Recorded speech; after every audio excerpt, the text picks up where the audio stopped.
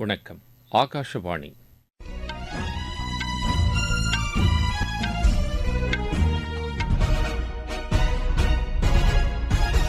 செய்திகள் வாசிப்பவர் கோபாலகிருஷ்ணன்.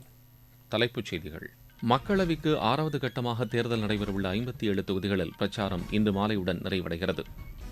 புத்த பூர்ணிமா இன்று கொண்டாடப்படுவதையொட்டி குடியரசுத் தலைவர், குடியரசு துணைத் தலைவர் ஆகியோர் மக்களுக்கு வாழ்த்து தெரிவித்துள்ளனர். இங்கிலாந்தில் பொதுத் தேர்தல் ஜூலை மாதம் 4ஆம் தேதி நடைபெறும் என அந்நாட்டு பிரதமர் திரு ரிஷி சுனக் அறிவித்துள்ளார். சர்வதேச சூரிய கூட்டமைப்பில் 99வது உறுப்பு நாடாக ஸ்பெயின் இணைந்துள்ளது. ப்ரோ ஹாக்கி லீக் போட்டியின் ஆடவர் பிரிவில் இந்தியா அர்ஜென்டினாவை வென்றது. இனி விரிவான செய்திகள். மக்களவைக்கு 6வது கட்டமாக தேர்தல் நடைபெறவுள்ள தொகுதிகளில் இன்று மாலையுடன் பிரச்சாரம் நிறைவடைகிறது. 7 மாநிலங்களில் இடம்பெற்றுள்ள 57 தொகுதிகளில் நாளை மறுநாள் வாக்குப்பதிவு நடைபெறவுள்ளது. பீகாரில் 8 தொகுதிகள், ஹரியானாவில் 10, ஜார்க்கண்டில் 4, ஒடிஷாவில் 6, உத்தரப்பிரதேசத்தில் 14, மேற்குவங்கத்தில் 8, தில்லியில் 7 தொகுதிகளில் தேர்தல் நடைபெறவுள்ளது. இந்த தொகுதிகளில் அனைத்து கட்சிகளின் தலைவர்களும் வேட்பாளர்களும் இறுதிக்கட்ட வாக்கு சேகரிப்பில் ஈடுபட்டு வருகின்றனர்.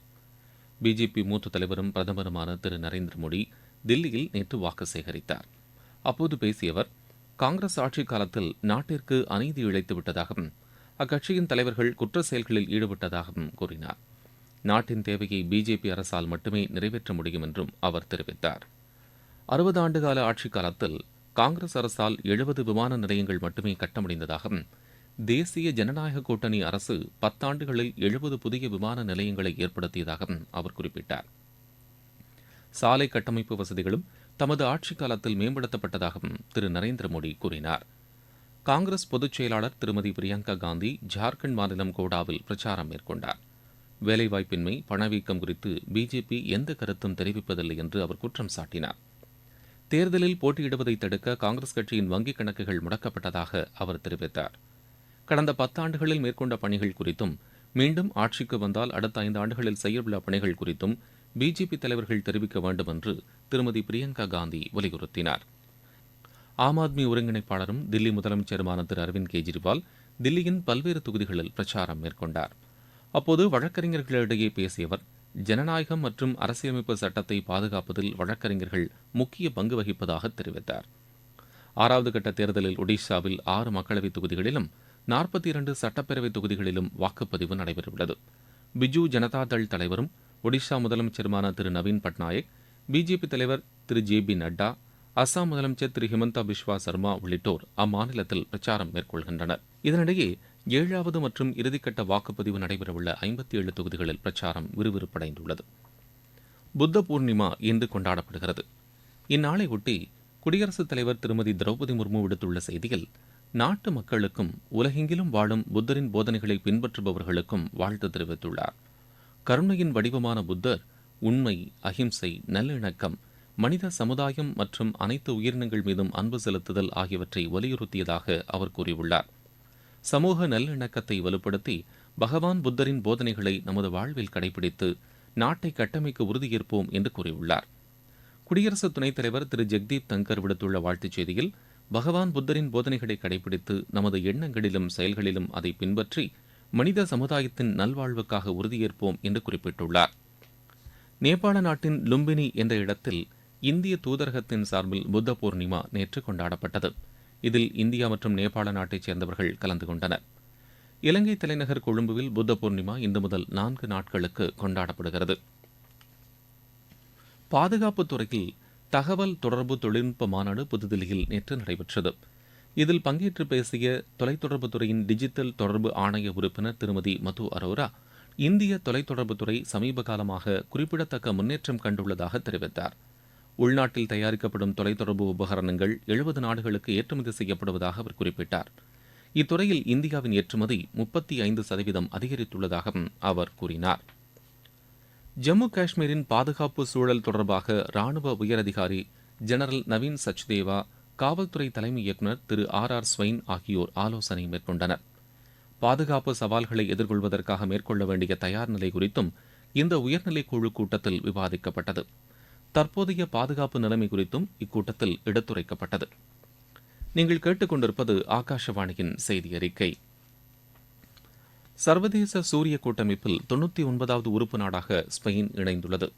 இதற்கான ஒப்பந்த ஆவணங்களை இந்தியாவுக்கான ஸ்பெயின் தூதர் ஜோஸ் மரியா அளித்ததாக வெளியுறவு அமைச்சக செய்தித் தொடர்பாளர் திரு ரந்தீர் ஜெய்ஸ்வால் தெரிவித்தார். எரிசக்தி பாதுகாப்பை உறுதி செய்ய சூரிய சக்தி தொழில்நுட்ப பயன்பாட்டை அதிகரிக்கும் நோக்கில் சர்வதேச சூரிய கட்டமைப்பு உருவாக்கப்பட்டுள்ளது.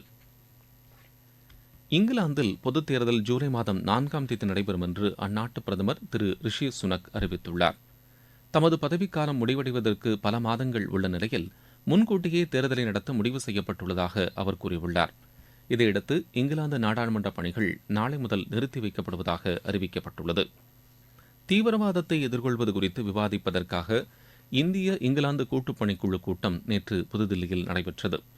இந்திய தரப்பில் வெளியுறவு அமைச்சக இணைச் செயலாளர் திரு கே.டி. தேவால், இங்கிலாந்து தரப்பில் திரு கிறிஸ் ஃபெல்டன் ஆகியோர் தலைமையிலான பிரதிநிதிகள் பங்கேற்றனர். தீவிரவாத செயல்களை இரு நாடுகளும் இணைந்து முறியடிப்பது குறித்து அப்போது விவாதிக்கப்பட்டது. தீவிரவாதத்தை ஒடுக்குவதற்கு சர்வதேச ஒத்துழைப்பை மேலும் வலுப்படுத்த வேண்டியதன் அவசியம் குறித்தும் இந்த கூட்டத்தில் ஆலோசிக்கப்பட்டது. பருவநிலை மாற்றம் குறித்த சர்வதேச மாநாடு நேபாள் தலைநகர் காத்மாண்டுவில் நேற்று நடைபெற்றது. இதில் 25 நாடுகளைச் சேர்ந்த நிபுணர்கள் பங்கேற்று தங்கள் கருத்துக்களை தெரிவித்தனர்.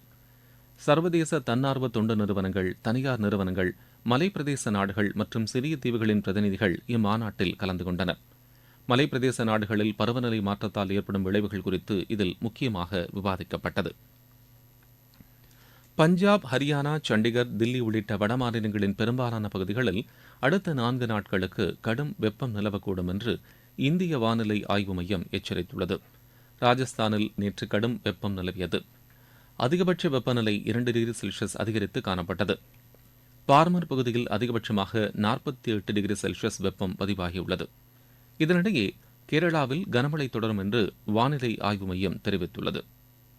பத்தனம்திட்டா மற்றும் இடுக்கி மாவட்டங்களில் சிவப்பு எச்சரிக்கையும், 10 மாவட்டங்களுக்கு ஆரஞ்சு எச்சரிக்கையும், 2 மாவட்டங்களுக்கு மஞ்சள் எச்சரிக்கையும் விடுக்கப்பட்டுள்ளது. பாதுகாப்பு காரணமாக பல மாவட்டங்களில் இரவு நேர பயணத்திற்கு தடை விதிக்கப்பட்டுள்ளது. கேரள கடல் பகுதிக்கு மீனவர்கள் செல்ல வேண்டாம் என வானிலை ஆய்வு மையம் அறிவுறுத்தியுள்ளது. லட்சத்தீவு மற்றும் கர்நாடக கடலோரப் பகுதிகளில் மீனவர்கள் செல்வதற்கு தடை விதிக்கப்பட்டுள்ளது. கனமழை காரணமாக கேரள சுகாதாரத்துறை இயக்குநரகத்தில் கட்டுப்பாட்டு அறை திறக்கப்பட்டுள்ளது. நோய் பரவுவதை தடுக்க சுகாதாரத்துறையின் சார்பில் குழு ஒன்றும் அமைக்கப்பட்டுள்ளது. விளையாட்டுச் செய்திகள். பெல்ஜியத்தில் நடைபெற்று வரும் ப்ரோ ஹாக்கி லீக் போட்டியின் ஆடவர் பிரிவில் இந்தியா பெனால்டி ஷூட் முறையில் 5-4 என்ற கோல் கணக்கில் அர்ஜென்டினாவை வென்றது. மகளிர் பிரிவில் இன்று நடைபெறவுள்ள ஆட்டத்தில் இந்தியா பெல்ஜியத்தை எதிர்கொள்கிறது. நெதர்லாந்தில் நடைபெற்று வரும் 21 வயதுக்குட்பட்டோருக்கான ஹாக்கி போட்டியின் மகளிர் பிரிவில் இந்தியா 2-3 என்ற கோல் கணக்கில் பெல்ஜியத்திடம் தோல்வியடைந்தது. ஐபிஎல் கிரிக்கெட் போட்டியில் ராஜஸ்தான் அணி 2வது தகுதிச் சுற்றுக்கு முன்னேறியுள்ளது. அகமதாபாத்தில் நடைபெற்ற எலிமினேட்டர் சுற்றில் அந்த அணி 4 விக்கெட் வித்தியாசத்தில் பெங்களூரு அணியை வென்றது. முதலில் பேட் செய்த பெங்களூரு அணி நிர்ணயிக்கப்பட்ட 20 ஓவரில் 8 விக்கெட் இழப்பிற்கு 172 ரன் எடுத்தது.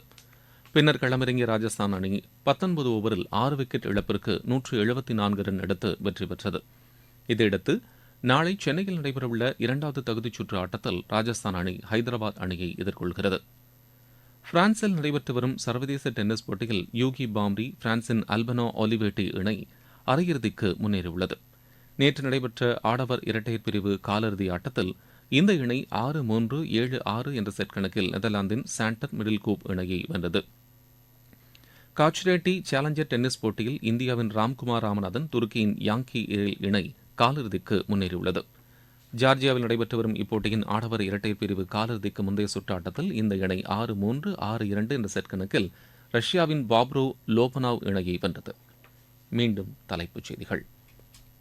மக்களவைக்கு 6வது கட்டமாக தேர்தல் நடைபெறவுள்ள 57 தொகுதிகளில் பிரச்சாரம் இன்று மாலையுடன் நிறைவடைகிறது. புத்த பூர்ணிமா இன்று கொண்டாடப்படுவதையொட்டி குடியரசுத் தலைவர், குடியரசு துணைத் தலைவர் ஆகியோர் மக்களுக்கு வாழ்த்து தெரிவித்துள்ளனர். இங்கிலாந்தில் பொதுத் தேர்தல் ஜூலை மாதம் 4ஆம் தேதி நடைபெறும் என அந்நாட்டு பிரதமர் திரு ரிஷி சுனக் அறிவித்துள்ளார். சர்வதேச சூரிய கூட்டமைப்பில் 99வது உறுப்பு நாடாக ஸ்பெயின் இணைந்துள்ளது. ப்ரோ ஹாக்கி லீக் போட்டியின் ஆடவர் பிரிவில் இந்தியா அர்ஜென்டினாவை வென்றது. இத்துடன் இந்த செய்தி அறிக்கை நிறைவு பெற்றது.